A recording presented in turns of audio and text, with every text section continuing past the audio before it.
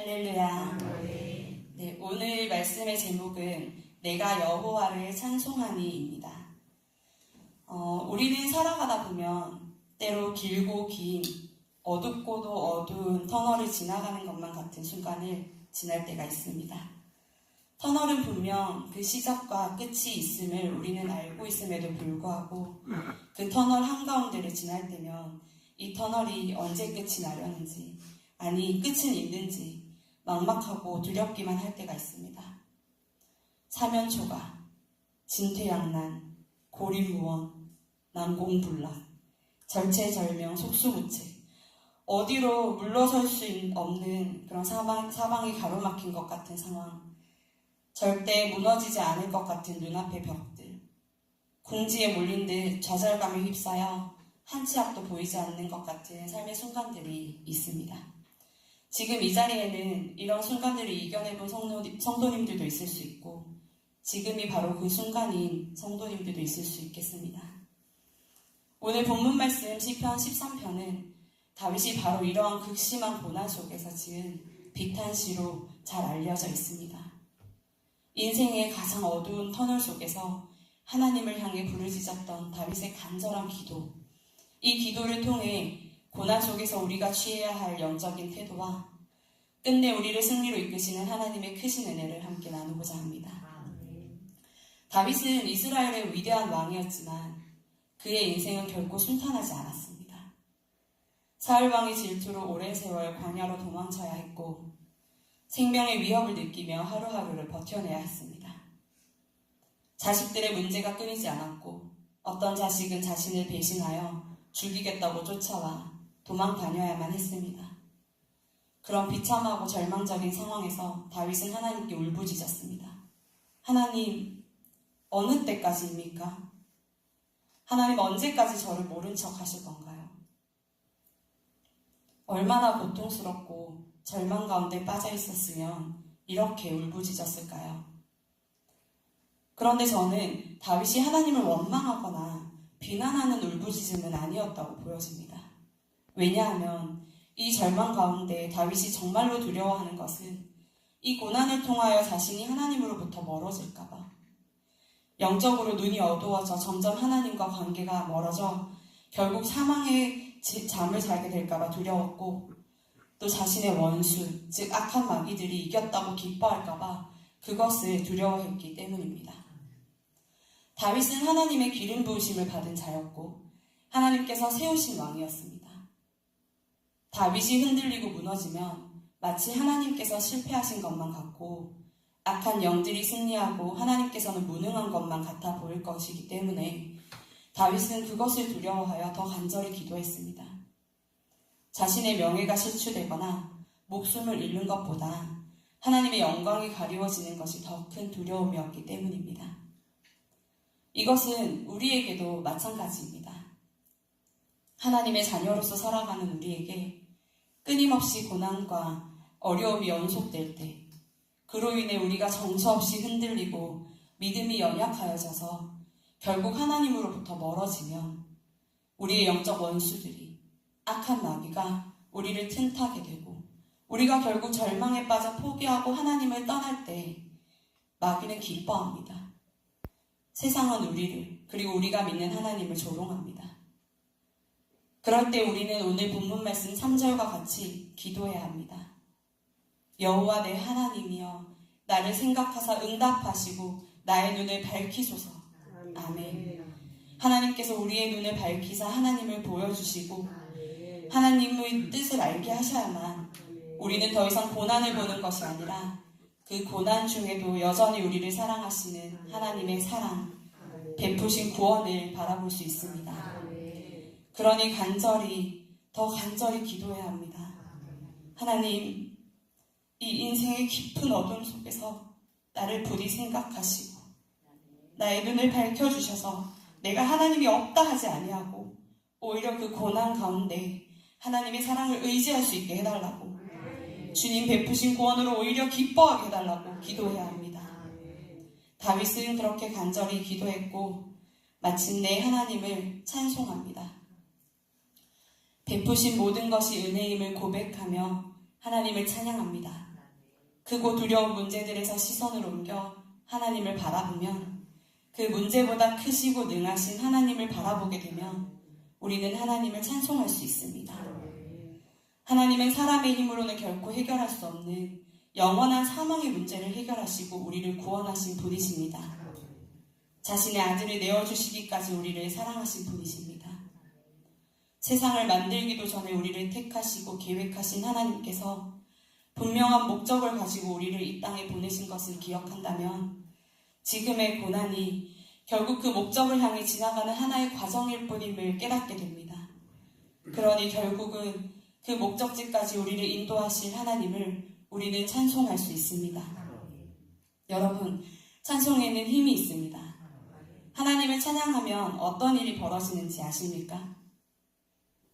놀라운 일이 생깁니다. 이번 주에 우리 유치부 아이들과 이 찬양을 불렀거든요. 찬송을 부르세요. 찬송을 부르세요. 다음 가사 아시죠? 놀라운 일이 생깁니다. 찬송 부르세요. 아멘이십니까? 바울과 실라가 복음을 전하다가 억울하게 감옥에 갇혔을 때 그들은 밤에 기도하고 하나님을 찬송했습니다.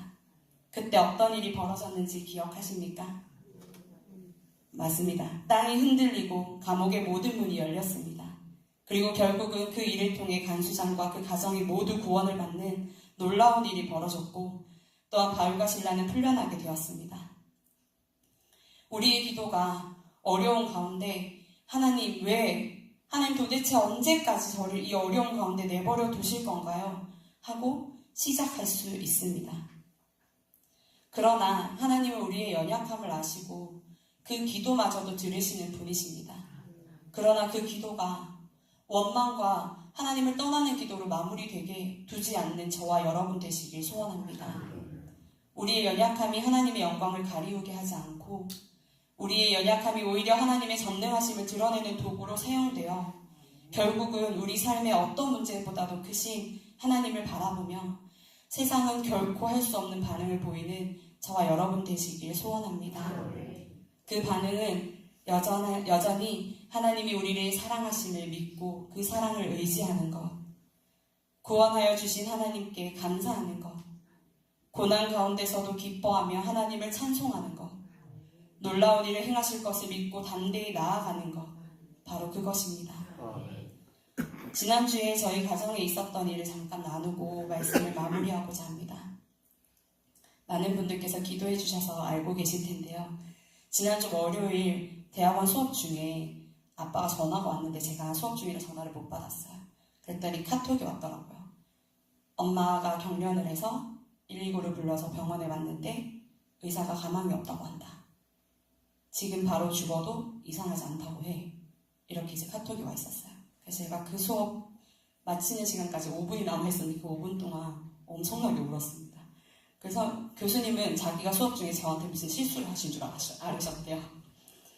수업이 끝나고 어떤 정신으로 대구로 내려갔는지 모르겠어요. 막 운전을 해서 저 혼자 먼저 대구로 내려가고 있는데 아빠한테 지금 상황이 어떤지 궁금해서 전화를 했는데 의사 선생님 말씀 중이어서 아빠가 저랑 대화는 못하시고 받은 채로 있었어요. 근데 전화기 너머로 의사가 무슨 수치가 높고 어떤 수치는 너무 낮고 심장의 기능은 완전히 상실됐으며 지금은 코마 상태라고 봐야 된다. 그래서 지금 1분 1초 뒤에 심정지가 오고 돌아가셔도 이상하지 않다. 왜 환자를 이제서야 데려왔느냐. 그 전에 분명히 어떤 징조들이 있었을 텐데 왜 그냥 두셨냐. 그런 이야기들을 계속해서 하시더라고요. 내려가서 봤더니 그걸 증명을 하듯 전혀 희망이 보이지 않는 바이탈 신호들이었어요. 수치들만 봤을 때는 정말로 의사 말대로 가망이 없겠구나. 엄마를 이대로 보내줘야 할 수 있겠다. 라고 생각이 됐습니다.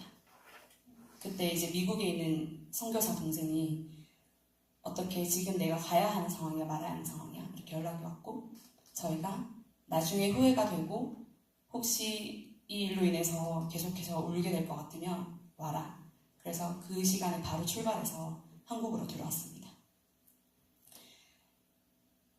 저희는 사실은 희망이 없다고 생각을 했어요. 왜냐면 엄마가 10년 동안 많이 아프셨고 여러 가지 상황들이 계속해서 좋지 않았어요.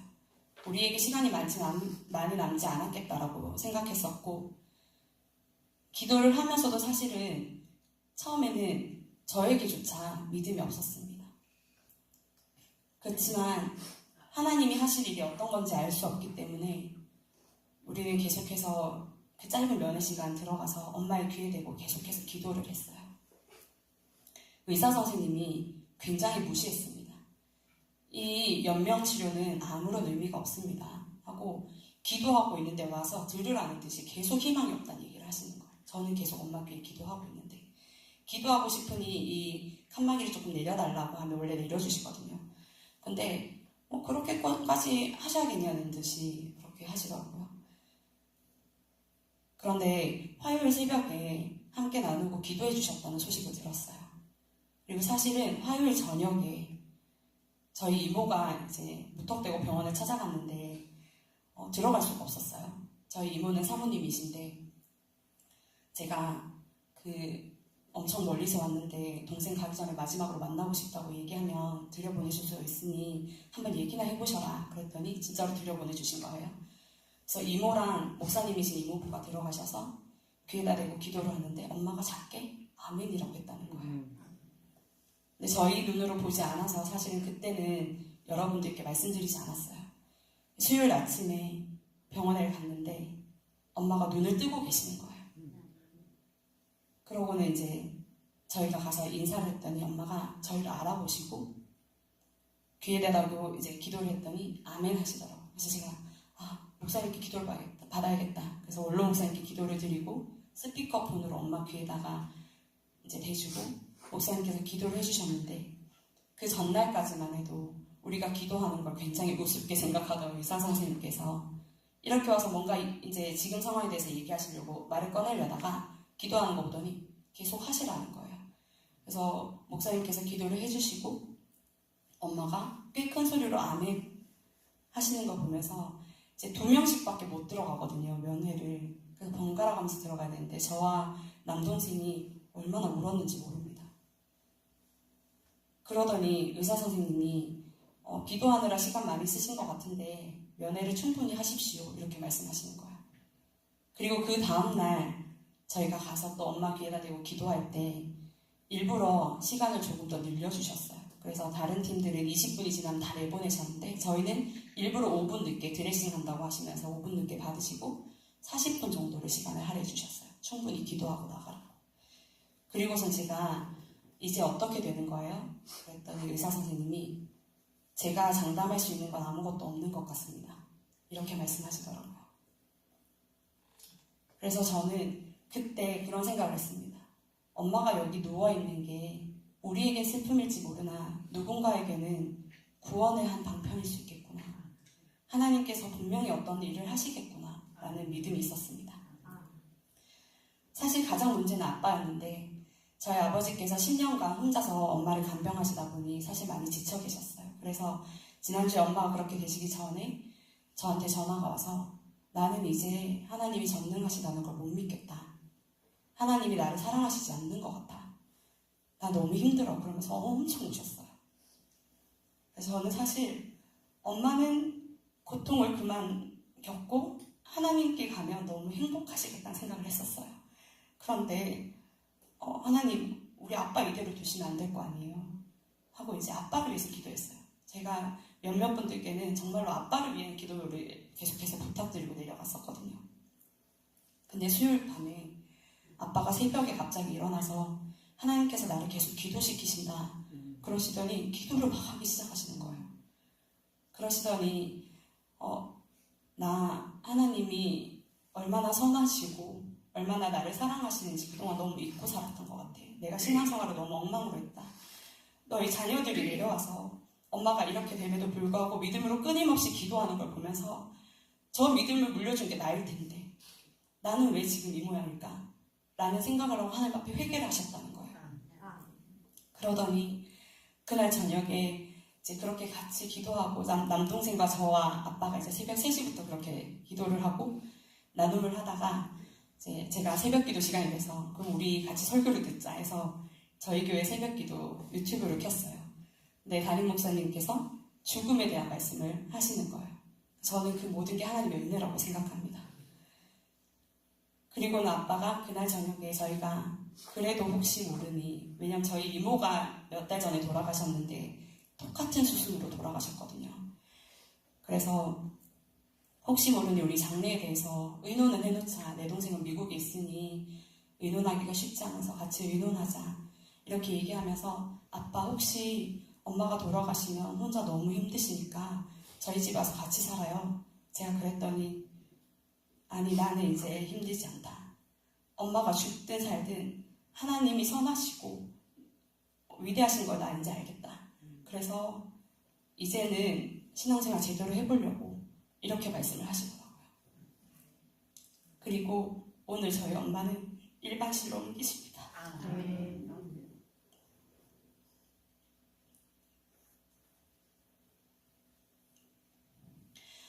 엄마의 회복뿐 아니라 우리 가족 안에 있던 여러 가지 문제들이 있었어요. 각자가 가지고 있던 문제들과 저희 가정 안에 어쨌든 저희도 사람인지라 얽히고 설켰던 과거에서부터 이어져 오던 저희 가정 안에 뿌리 깊게 내려있던 서로를 향한 원망들과 그런 여러 가지의 문제들이 있었습니다.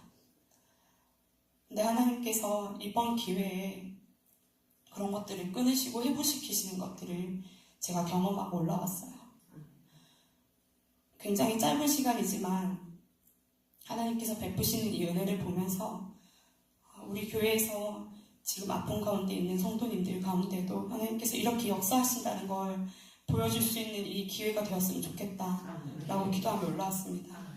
그래서 신유 집회를 하신다는 이야기를 듣고 하나님께서 놀라운 일들로 기적을 베푸시는 이번 기회가 되었으면 좋겠다고 함께 기도하고 있습니다. 저는 이 모든 일들이 하나님께서 우리에게 베푸신 섭리 가운데 있지만 가장 중요한 건 여러분들이 기도해 주셨기 때문이라고 생각해요.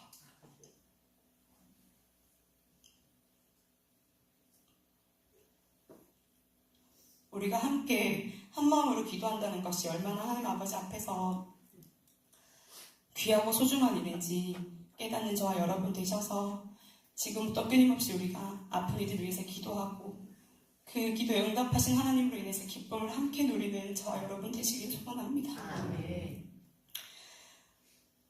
우리가 감사할 것은 저희 가정은 엄마를 살리고 말고가 아니라 이 고난과 절망의 시간을 통해서 하신 다른 일들 때문이었습니다. 그래서 우리가 믿을 건 하나님은 무조건 옳으시고 하나님은 무조건 선하시다는 것이었습니다. 전능하신 창조주 하나님을 기억하시며 오늘도 그 고난의 터널을 찬송과 기도로 통과하여 마침내 영광의 빛을 보게 되는 저와 여러분 되시길 소원합니다. 기도하겠습니다.